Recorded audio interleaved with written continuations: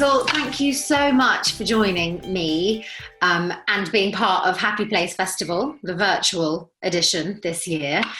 Tell me, how are you and how have you been over the last very strange couple of months?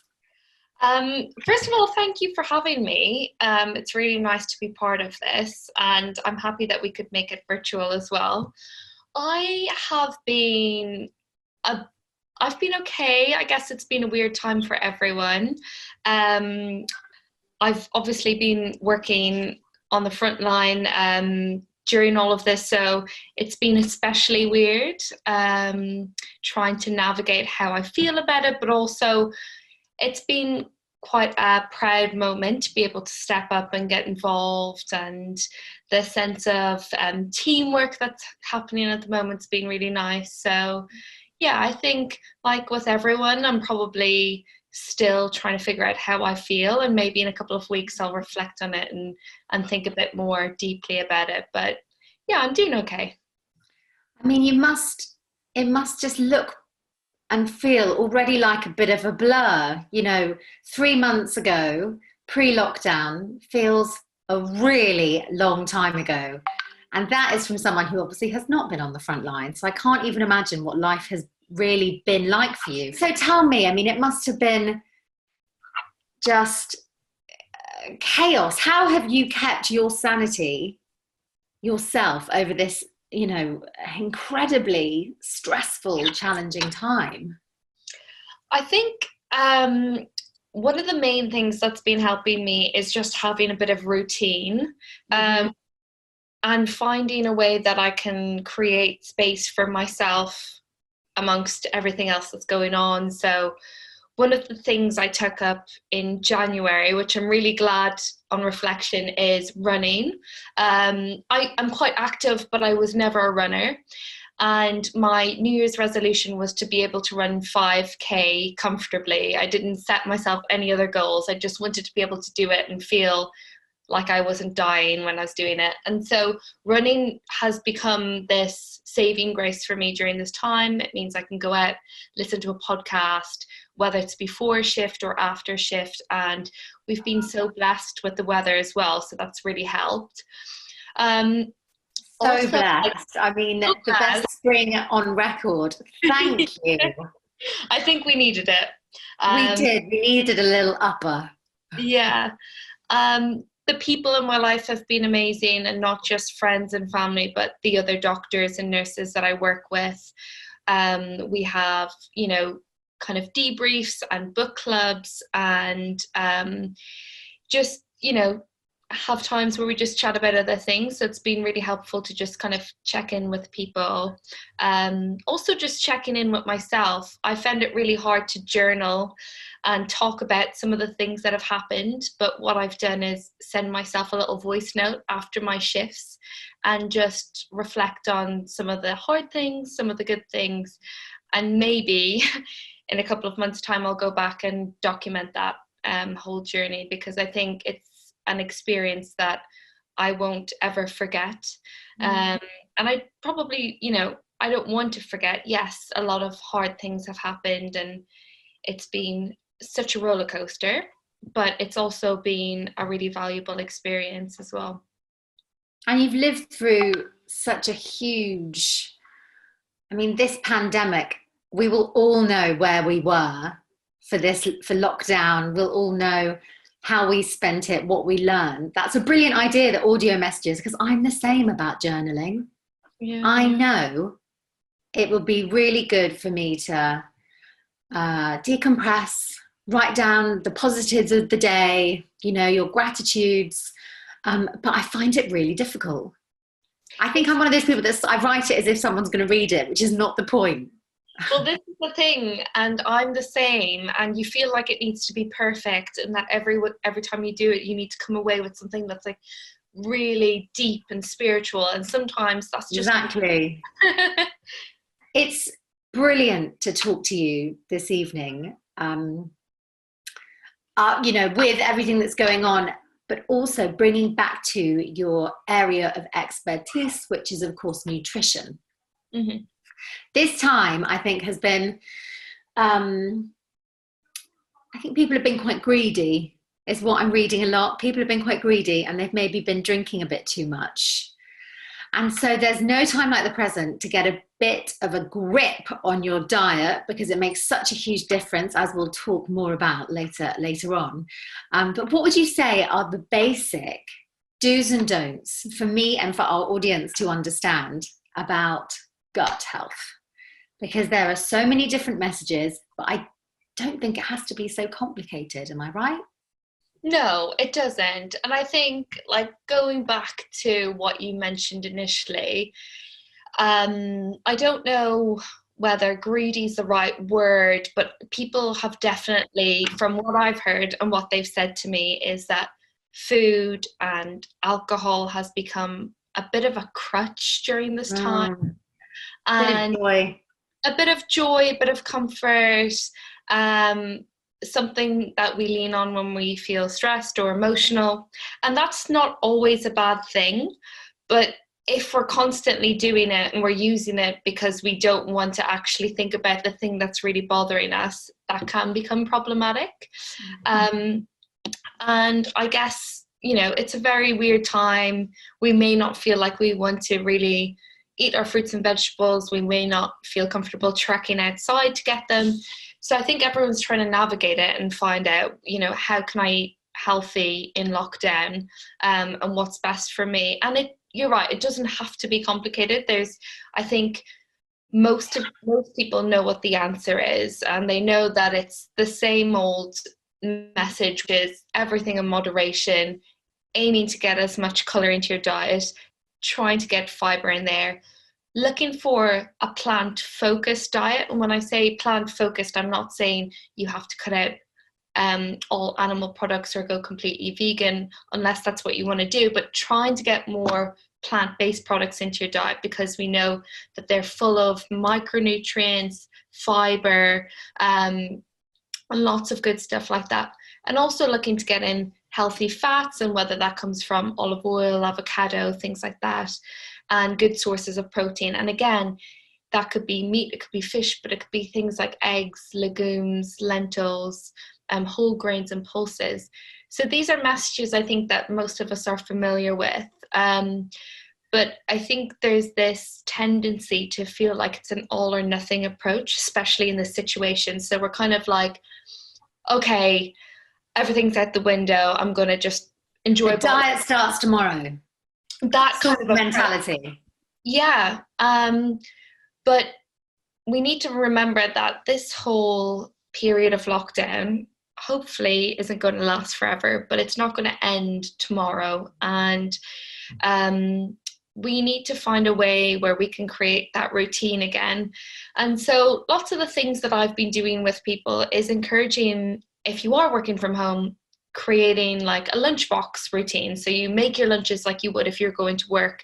Then you've got these designated lunch times. If you're having breakfast, you're not having it maybe in front of the TV, you're actually having it at a table with your family, or if you live alone, just kind of carving out time for your meals, arranging times to have snacks. I think we're often told not to graze, but it's absolutely fine to have a snack. It's fine to feel hunger. Like, these are normal human physiological signals.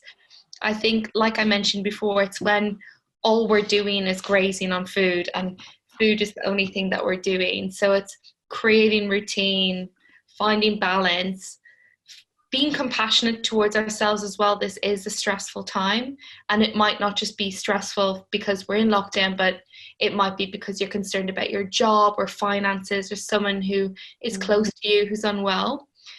So I think what I would say, and echo what you said, is don't overcomplicate it, and just find these simple ways that you can kind of find a bit more routine, but maintain some flexibility. Routine is key. That's come up in a lot of my talks. It is. Routine and structure, I think, for most of us, from babies to people in their 90s, I think for all of us, it just is a bit of a safety net. When everything else is a bit out of control, that's a brilliant idea to have your lunch prepared as if you're going somewhere, even if you eat it at your kitchen table. Fine. Yeah. Absolutely. Hazel, I wanted to ask you, what is the correlation with us talking about lockdown and people's moods may have been affected? I wanted to know, what is the correlation between what we eat and our mood? And what are great foods that can help us feel really good and positive? Yeah, so really good question. And it's a really interesting area of research, which I personally feel quite excited about, because it's an area that's growing all the time and it's relatively in its infancy. So, I mean, we all know that feeling when we are really nervous for something or really excited for something and we get butterflies in our stomach, or we feel like we need to run to the bathroom, and that's our gut and our brain speaking to one another. And actually, a lot of people call our gut our second brain for that reason. And it's a two-way connection, so it goes both ways. So what we put into our gut and what happens in our gut also relays back to our brain. And I'm sure you've heard about the gut microbiome, which is a huge kind of environment of gut bugs that are in there. And I mean, at school, we're probably told that bacteria isn't a good thing, but actually there's lots of healthy bacteria in our gut. And if we feed them and treat them well, they treat us well. And how we can do that is, again, it's pretty simple principles. There's nothing really groundbreaking about this, but our gut bugs love fiber, and that's what they feed off. It's like the fertilizer for them. And you can find fiber in all plant-based foods. So from fruits and vegetables to pulses, chickpeas, whole grains.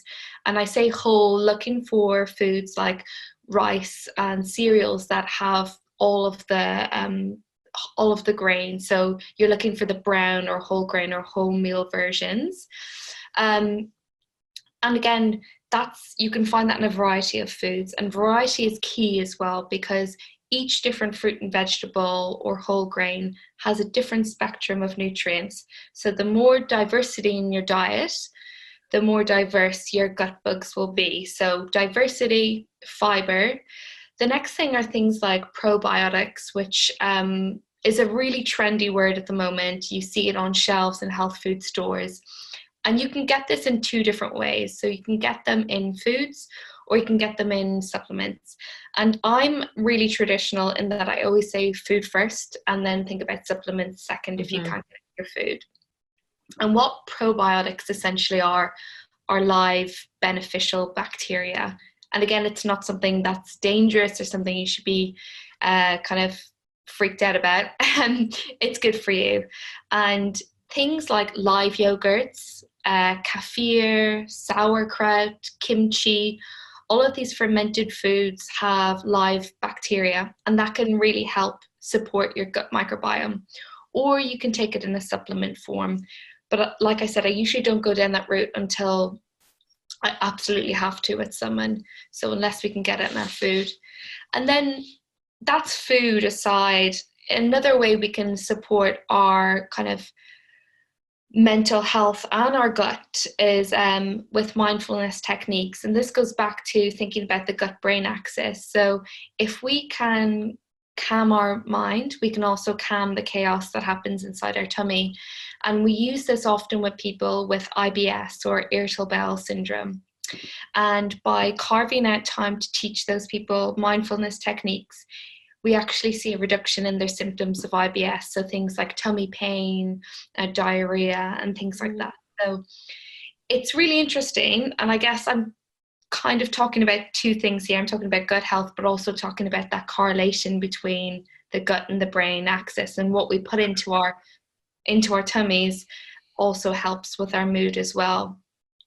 Can you touch on some of those wellness techniques? That's so interesting that, you know, calming the mind, you can also calm the stomach and any kind of tummy problems.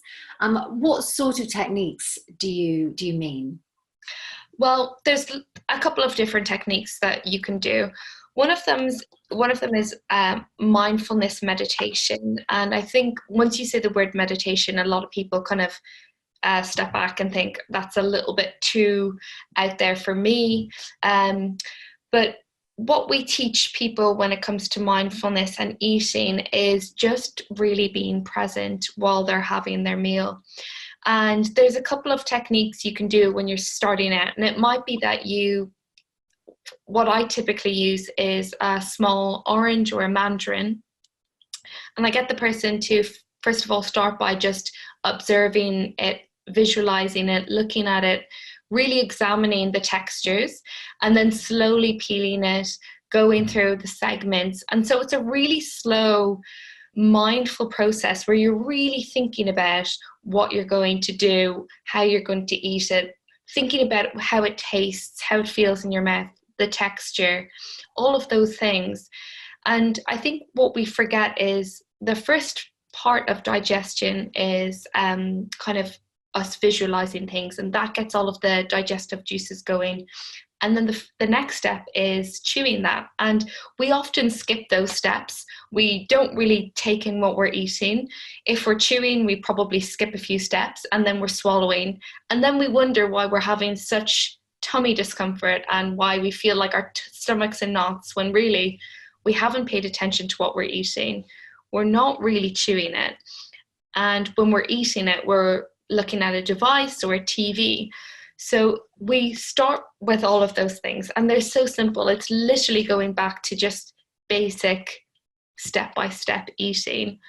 So they're the first things that we remove, and try to get people into the habit of just really having dedicated meal times. And it seems like really simple, and you would be amazed at how much that changes someone's symptom management.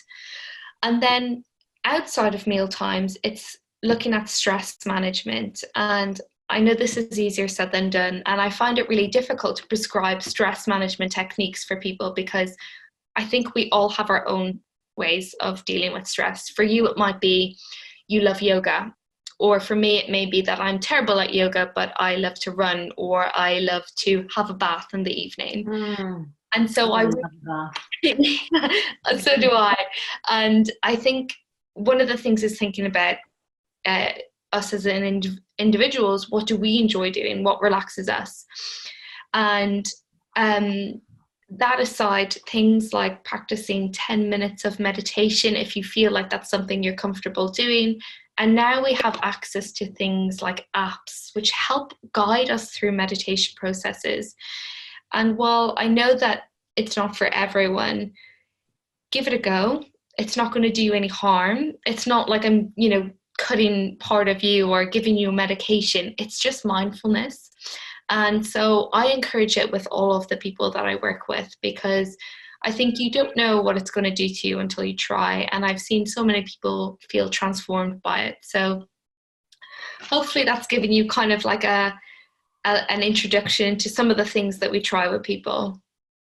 I think mindfulness and learning to be present is so important, I think, across all aspects of all of our busy lives.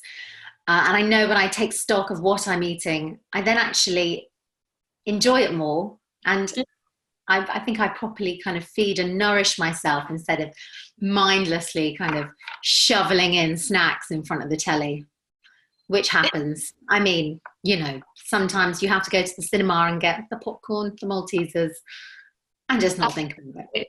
Absolutely. And there's always going to be those times, and that's fine. But when you're doing it day in, day out with breakfast, lunch and dinner, you're going to get yourself into the position where you're just like not satisfied, not feeling great, not getting all of the beneficial nutrients. So yeah, this is probably something that I recommend 80% of the time, but I'm definitely all for shoveling popcorn in the cinema. There's a time and a place. It's the cinema. Hazel, the wellness industry is something that has grown and grown and continues to be, a part of all of our lives now, really. The wellness industry and sort of lifestyle bloggers.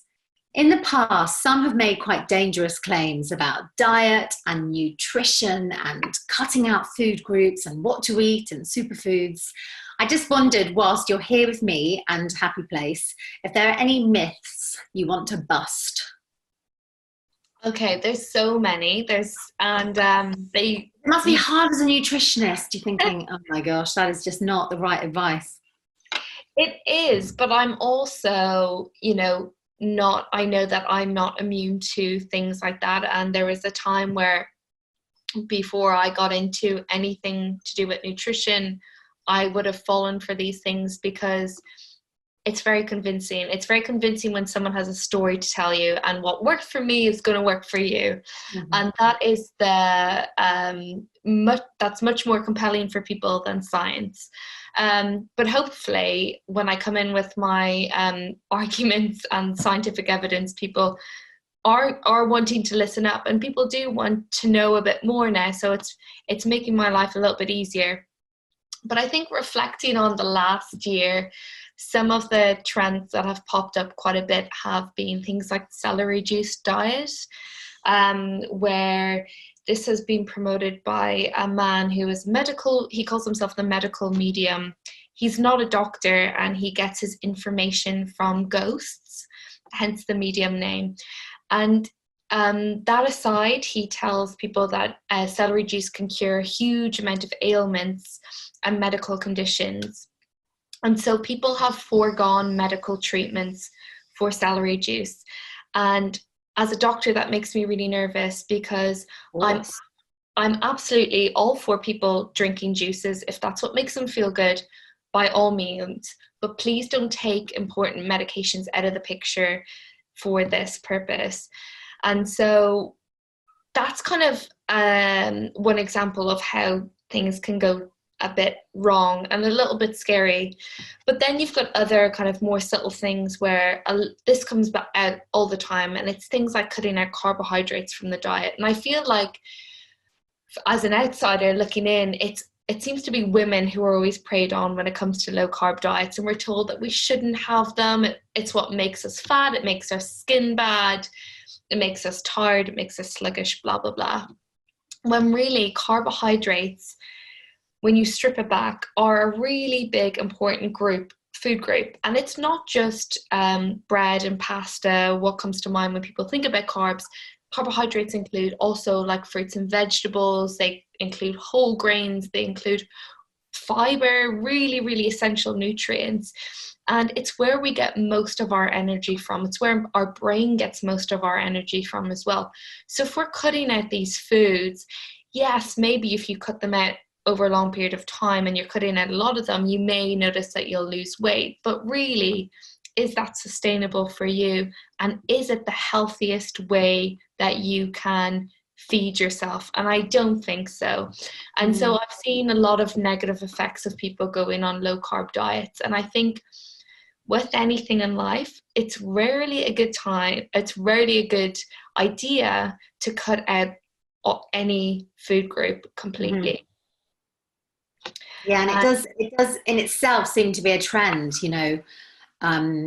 people kind of self-diagnosing lactose intolerant, which of course people are lactose intolerant. People are I was going to say glycemic intolerant. That's not right.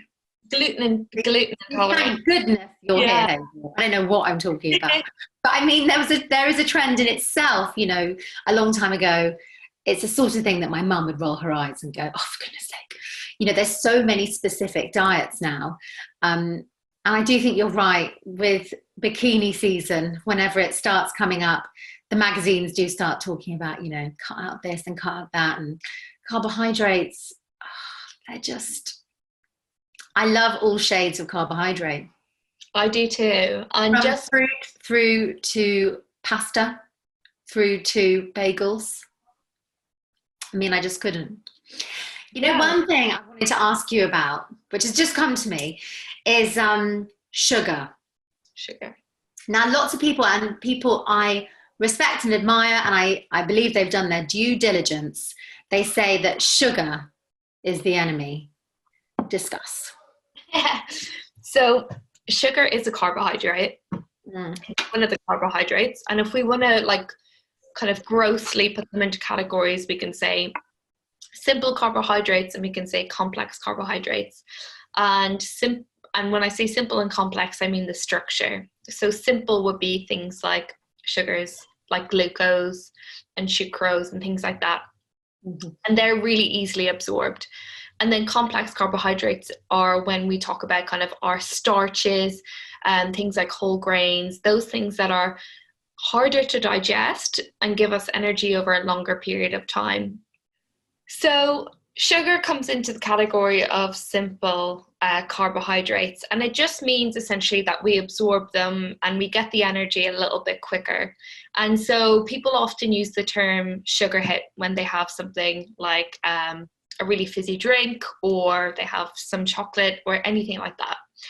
And that's not necessarily a bad thing, but we know that if we have a lot of simple sugars in our diet, so if we have a lot of added sugar, so these would be sugars that are added to foods by the manufacturer or by the cook, that they can lead to things like tooth decay. It can lead to excess sugar in the diet, which can lead to obesity if you're having it all of the time, and other metabolic disorders like type 2 diabetes and heart disease and things like that. And so it's less about the sugar and more about the excess energy, because it's very easy to consume a lot of sugar in a short period of time because it's not very energy dense, or it is very energy dense. It's not very filling is what I'm trying to say. So you can consume a lot in a short period of time, but if you Yes, consume, I can. yes, you can. Yes, I can. But if you were trying to consume, say, a lot of really high fiber food, so for example, a lot of brown rice, you wouldn't be able to get through as much because it's not as energy dense and it's very starchy. So it's it would fill you up very, very quickly. It's very satiating. And that's essentially so to summarize that up, it's not sugar in and of itself that's bad for you, but excess sugar, especially sugar that's been added to foods, can be harmful. But if you have sugar that's, say, wrapped up in a piece of fruit, so if you have a banana, that will have sugar in it, but it's also coming wrapped in a vehicle of fiber and nutrients that it doesn't, your body doesn't respond to it in the same way. And actually, we don't have to worry about the sugar and fruit, so you can have as much as you want. And I think that's also a common misconception, because people think, oh, I better not have too much fruit because there's sugar in there. And actually, it's fine because of how it's coming packaged. I like that, because of its vehicle. Yeah. Because of its wheels. If someone has a real sweet tooth, asking for a friend, what would you say are really good replacements instead of, Maltesers or Mars bars? I am never a believer in swapping foods. I always think if you want to have it, then definitely have it. But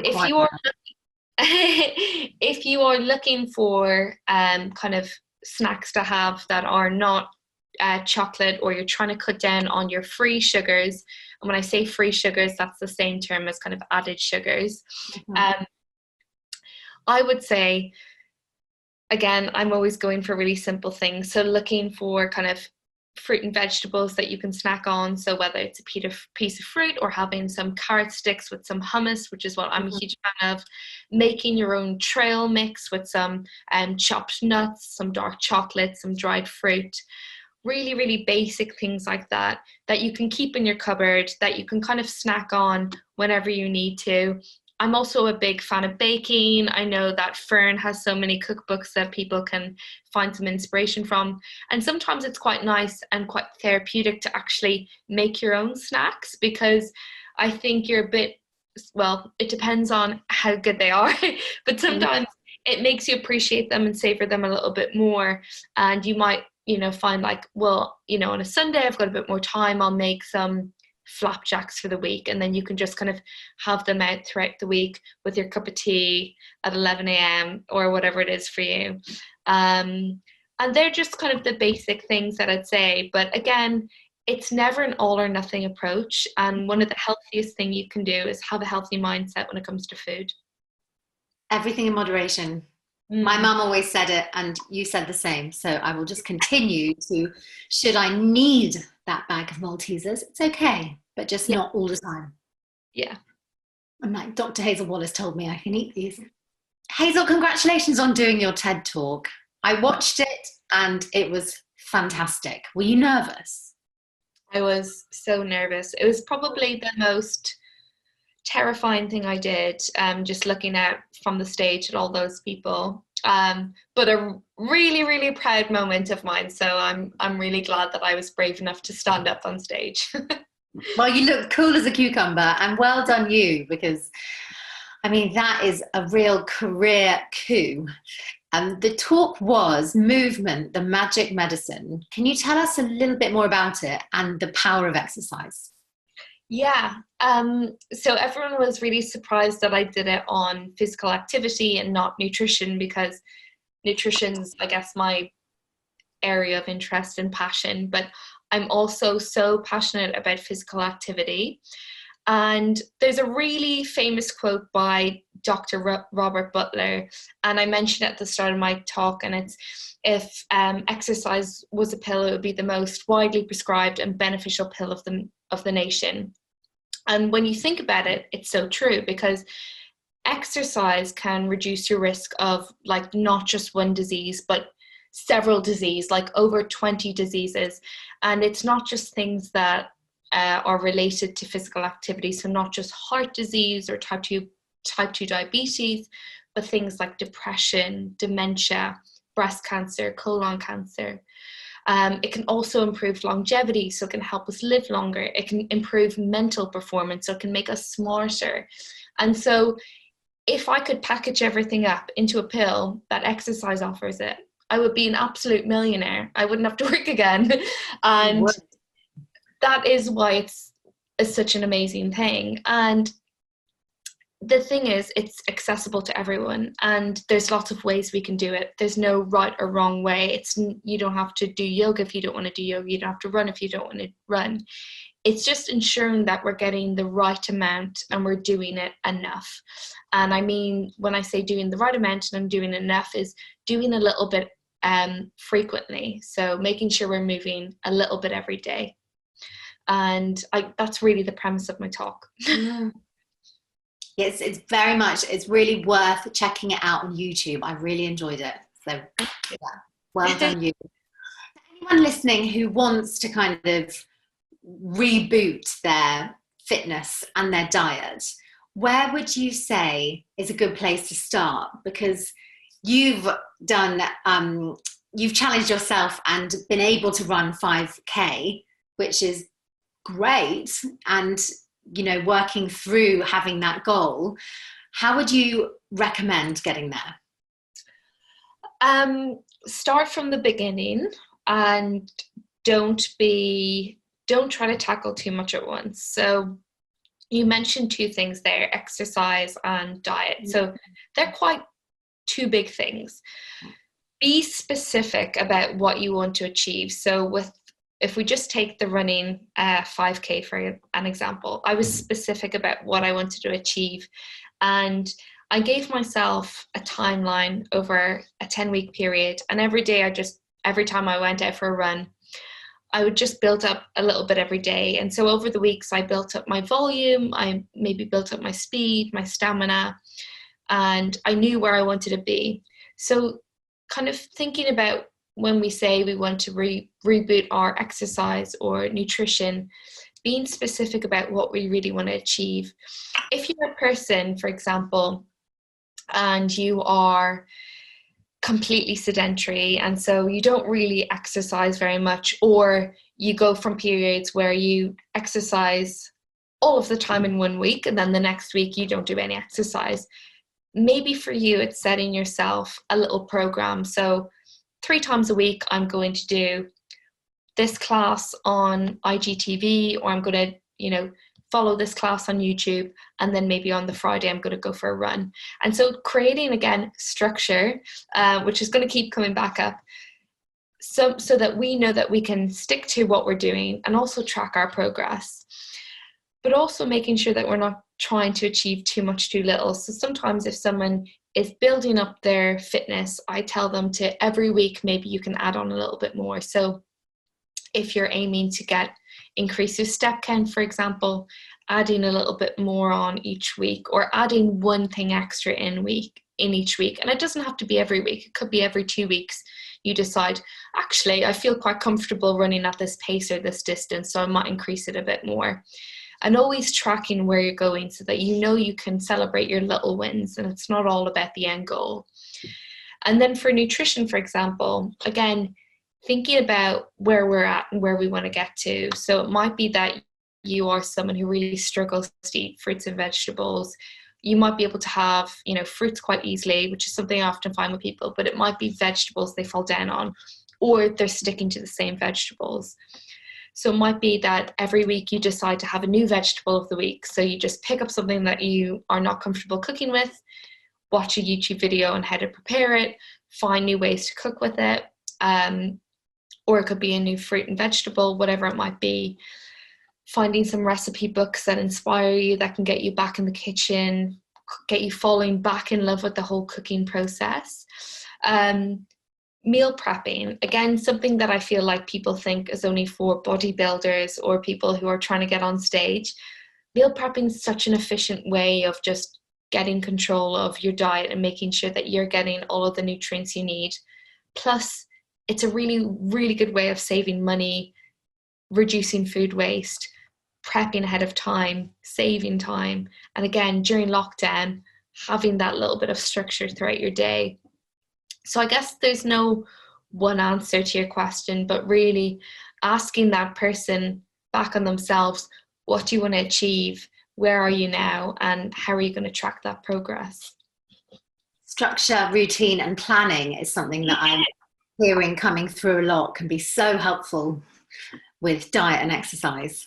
Hazel, thank you very much. I like to finish every interview with the following question, which is, what, who, or where is your happy place? I think I grew up in Ireland, so I think my happy place would be at home in Ireland with my family, especially right now during lockdown. I'm missing them very much. So yeah, at home in Ireland with my family would be my happy place. I think I stole two there, but okay, that's allowed. Dr. Hazel Wallace, thank you so much for your time. And of course, thank you so much for all your hard work over the last couple of months and, just working for all of us. So thank you very, very much. No worries. Thank you for having me. If you like that video, there are loads more talks, classes, and exclusive videos from the Happy Place Virtual Festival. So don't forget to subscribe on YouTube. Do follow us on Instagram for constant updates, and enjoy.